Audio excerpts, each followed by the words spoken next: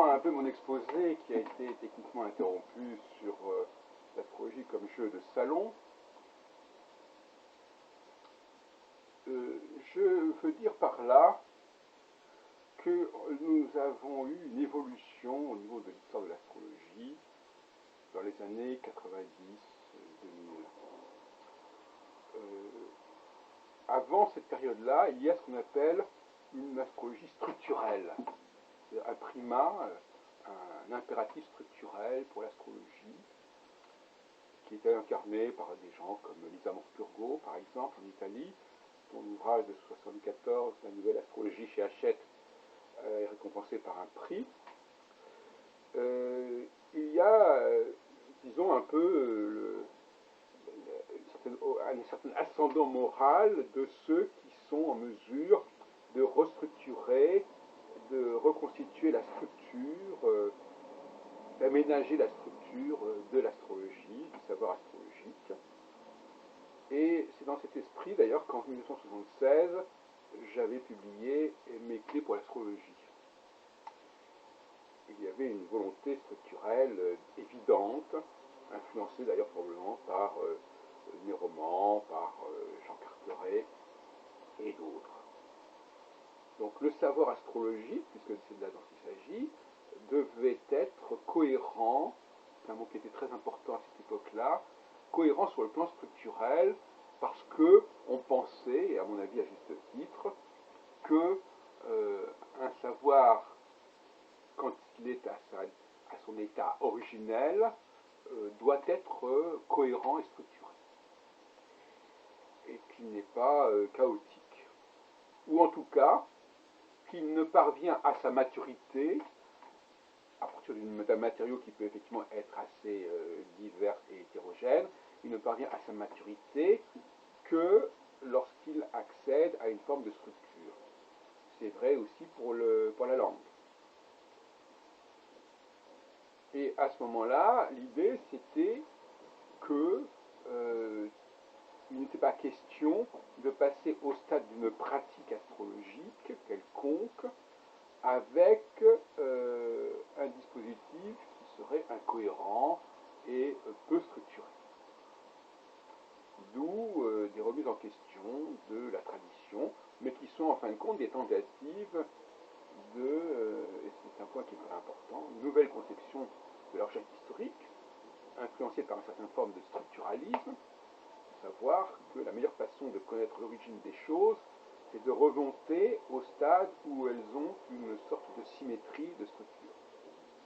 D'ailleurs, les astrologues ne se privaient pas de s'ébahir devant la tétrabible et le dispositif des doubles domiciles symétriques par rapport à l'axe Soleil-Lune avec Mercure-Vénus. Donc il y avait effectivement une volonté de structuration qui était encouragée par le fait qu'il y avait en effet des éléments de structuration dans la tradition astrologique, et puis en revanche, qui montrait qu'il y avait du travail à faire et à refaire, parce que sur d'autres plans, la structure n'était plus consciente et n'était plus lisible, ce qui était notamment le cas des exaltations. Il y a eu toujours une espèce de dialectique entre les domiciles qui étaient parfaitement cohérents, soi-disant, dans leur organisation et leur agencement, et les exaltations qui étaient, on ne sait pas très bien pourquoi, telle planète était dans tel signe et pas dans tel autre. Et Jean-Pierre Nicolas aussi appartient à ce courant structuraliste, n'est-ce pas, structurel, parce que il veut une astrologie qui, au niveau des signes zodiacaux, au niveau des définitions des planètes, au niveau même des maisons astrologiques, obéissent à des principes, à des théorèmes, à des structures. Et donc, l'idée c'était qu'on ne pouvait pas se fier à un outil qui ne présentait pas une cohérence mécanique, je dirais, un peu comme quelqu'un qui n'achèterait pas une voiture dont il n'a pas vérifié le moteur, que ce moteur a été normalement en état de fonctionner, etc. Et puis apparemment, on est passé insensiblement, enfin disons ça comme ça, à l'idée que, bon, laissons la tradition astrologique telle qu'elle est, ne l'agitons pas trop, ne la troublons pas trop, prenons-la comme elle est et faisons avec. Et ça, c'est un basculement très important qui se produit, il me semble, au cours des années 90-2000, au cours des 20 dernières années, des 25 dernières années. Alors là, on passe à un autre discours qui est à l'évidence tenu par une génération d'astrologues qui n'ont pas de talent particulier pour revenir, rebâtir les structures. C'est ce qu'on appelle, il y a un manque d'ingénierie astrologique, et il y a des techniciens qui tout simplement appliquent le manuel et qui essaient d'en tirer le meilleur. Donc il y a une baisse de niveau absolument flagrante qui se révèle avec tous les effets pervers que ça va qui vont suivre au cours des années 90. Pour des raisons que j'ai exposées par ailleurs et qui sont notamment dues au fait que l'on passe d'une problématique de la recherche à une problématique de l'enseignement. Qu'est-ce que c'est que l'enseignement? Je caricature, c'est, bon, la recherche, elle a abouti, et de toute façon, on va en rester là où la tradition s'est arrêtée, parce que, bon, tout ça les nouvelles recherches, c'est un petit peu n'importe quoi, donc on va prendre la tradition d'il y a plusieurs siècles, et on va rajouter quelques planètes, mais c'est tout. Et donc, on arrive à un enseignement. L'enseignement, c'est, voilà, l'astrologie, elle est là, elle est fixée, elle est figée, et on l'enseigne. On passe de ce qu'on appelle la période des chercheurs et des colloques de recherche à la période des enseignants et des colloques d'enseignants. Et à ce moment-là, le mot-clé, qui est un mot typiquement du client et non plus du producteur, c'est ça marche. C'est-à-dire, je sais pas, moi j'allume la télévision, je ne sais pas du tout réparer ma télévision, je conduis ma voiture, je ne sais pas du tout réparer ma voiture, mais ça marche. Donc le ça marche, il est un petit peu cynique, c'est-à-dire je ne sais pas comment ça marche, mais ça marche. Et donc on est dans la rhétorique du ça marche qui continue à exister jusqu'à aujourd'hui, c'est-à-dire que bon, si on interroge justement sur ces fameux domiciles, exaltations, on nous répond, bah, ça marche. Alors évidemment, la comparaison entre le fonctionnement de la télévision et le fonctionnement de la consultation est quand même un petit peu excessive, il semblerait. Hein. Et c'est pas moi qui fais cette comparaison, c'est une comparaison qui se fait de facto, puisque je vois l'expression ça marche. Est-ce que j'ai le droit de dire que la consultation marche? Est-ce que j'ai le droit de dire qu'un dispositif astrologique marche? C'est-à-dire, je ne juge pas structurellement, je juge ses résultats. Alors justement, tout le problème de l'astrologie, c'est que le transfert vers l'astrologie, la croyance de l'astrologie, elle est plutôt d'ordre structurel au départ.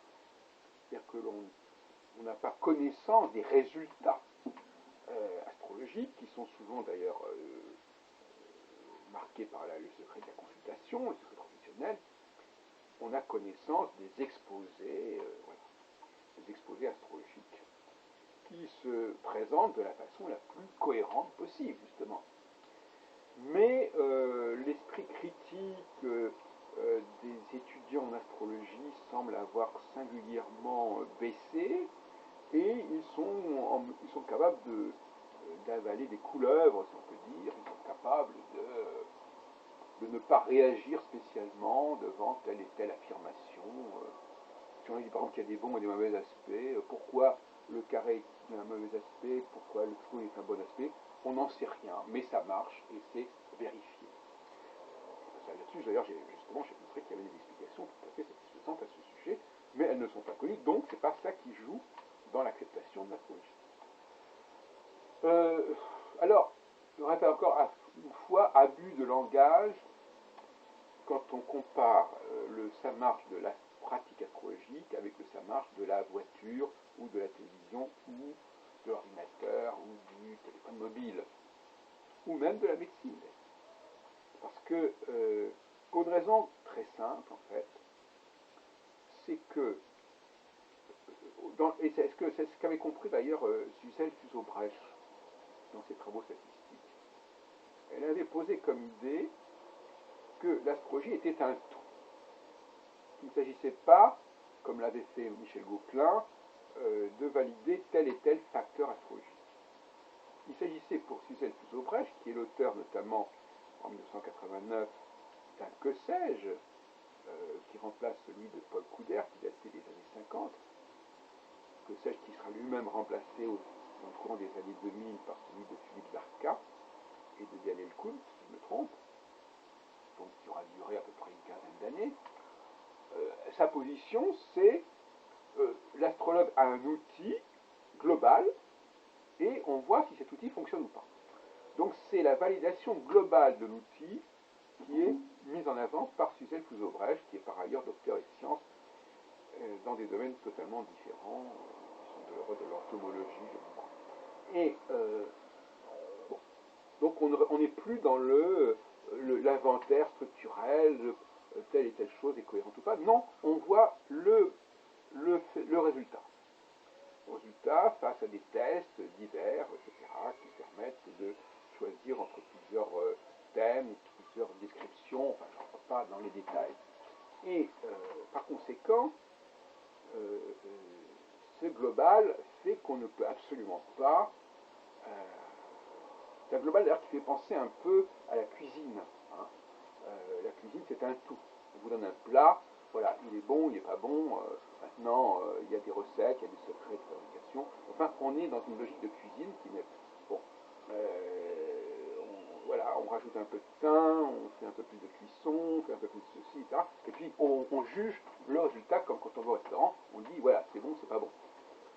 Et sans savoir très bien qui joue, même le cadre du restaurant peut jouer la vaisselle. Enfin, voilà, le résultat c'est qu'il y a un sentiment positif par rapport à ce qu'on nous propose, à ce qu'on nous vend. C'est tout ce qui compte. Donc c'est ça, c'est une logique un petit peu commerciale. Et le problème, c'est qu'on ne peut pas, dans ces cas-là, modifier quoi que ce soit. Parce que si on modifie quelque chose, ça peut ne plus être ce que c'était, la recette n'est plus la même, et on peut être déçu par le résultat. Mais ça veut dire aussi que l'on ne peut pas, véritablement, et c'est là, c'est ce à quoi je voulais en venir, on ne peut pas non plus affirmer que telle notion en particulier est valable. Non. Elle n'est pas valable, mais elle fait partie du global. Elle fait partie de la recette. Et donc, puisque le résultat final est valable, eh bien, tel élément est validé par le fait que le résultat général est valable. Ah, ben oui.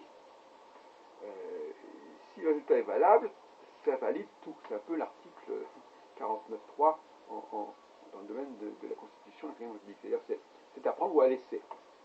On n'est plus à pinailler sur tel amendement, voilà, parce que finalement c'est ça. Les astrologues qui veulent réformer l'astrologie, ils font des amendements. Ben là, on nous dit, attention, 49.3, voilà, ou bien vous êtes pour, ou bien vous êtes contre. Il n'y a pas, on ne va pas modifier ceci ou cela. Donc c'est la fin des amendements en astrologie qui se met en place dans les années 90-2000 et qui aboutit justement à un retour en force de ce qu'on savait de l'astrologie dans les années 30. Hein, dans les années, voilà, dans les 30 premières années du XXe siècle. Et tout ce qui a été élaboré entre les années 30 et 70 est abandonné.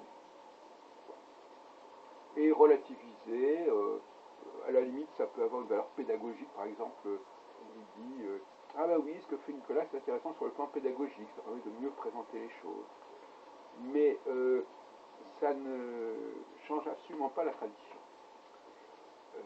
Donc les chercheurs, les théoriciens peuvent tout au plus valider le produit astrologique tel qu'il est, mais ils ne peuvent plus prétendre à le modifier et à le transformer.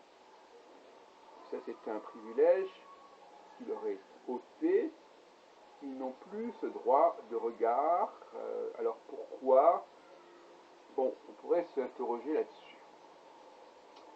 Une des raisons, à mon avis, plus ou moins subconsciente, mais ce n'est qu'une hypothèse, c'est le cas d'André Barbeau, qui, au sortir des années 60, publie un très beau graphique structurel, très intéressant sur le plan synthétique, avec des courbes, et tout ça est effectivement une sorte d'apothéose de la réflexion structurelle de l'astrologie française. Mais malheureusement, à partir des années 80, le doute s'instaure. Je me souviens très bien, j'étais aux premières loges à la fin des années 70, on attendait avec le plus grand intérêt la décennie 80 comme étant justement la consécration de toute une pensée structurelle de l'astrologie. Et malheureusement, comme chacun sait, ça ne s'est pas passé comme prévu. Ça n'a pas passé comme prévu, et il y a eu une forme de désenchantement, de découragement par rapport à toutes ces tentatives qui finalement divisaient le milieu astrologique, forcément, alors que le retour à un consensus sur des textes plus anciens, une littérature plus ancienne, paraissait plus raisonnable au niveau, je dirais, ethnométhodologique, c'est-à-dire voilà, un savoir qui est le ciment d'un milieu professionnel et qui constitue les bases sur lesquelles on ne revient plus, sur lesquelles il n'y aura plus d'amendement. Et donc nous sommes dans une période de désenchantement de l'astrologie depuis un quart de siècle, qui a eu pour effet évidemment d'éloigner les nouvelles recrues qui auraient une certaine exigence de recherche. Ben justement non. En astrologie, la recherche, elle n'est plus en amont, elle est en aval, et cette recherche elle est plus dans la validation de la pratique que dans une façon de mettre la pratique sous le joug de la réflexion théorique et structurelle. À telle enseigne que j'ai entendu certains astrologues dire que le rôle de la théorie astrologique, c'était tout simplement de valider la pratique astrologique. Donc la pratique astrologique, de toute façon, elle ne bouge pas. C'est comme quelqu'un qui dirait, voilà, je suis un régime, je ne sais pas pourquoi, ça me réussit. Voilà, c'est ça qui est important, le régime, il est valable. Maintenant, je ne sais pas pourquoi il est comme ça. Vous, si ça vous amuse d'expliquer avec des protéines, des glucides, qu'il est valable, tant mieux. De toute façon, le régime, il ne bouge pas. Voilà où on en est, et ça correspond à une féminisation de la vie astrologique, du public astrologique, et certainement, quelque part, à une forme de régression de la pensée astrologique.